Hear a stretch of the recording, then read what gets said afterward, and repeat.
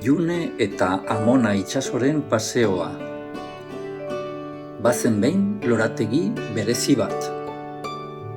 Lorategi hartan neska eta mutil guztiak hazi txikiak bezalakoak ziren, eta handitzean nahi zutena izan zitezkeen.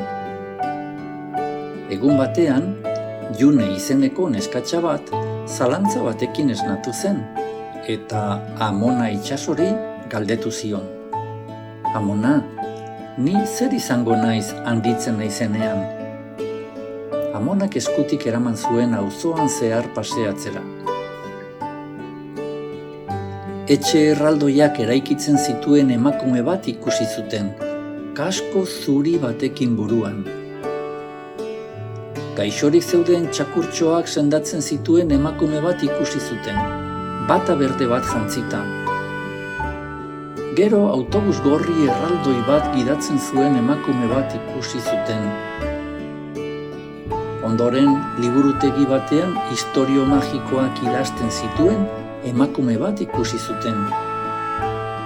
Amona, esan zuen Junek harrituta, badirudi emakumeok denetarik egin dezakegula. Horixe da, erantzun zion Amona itsasok. Horregatik, neska guztiek, zuk bezala, badute indarra, astronauta, suhiltzaile, margolari, zientzialari, lehendakari edo bihotzak esaten diena izateko. Junek irribarre egin zuen. Egun hartan gauza oso garrantzitsu bat ikasi zuen.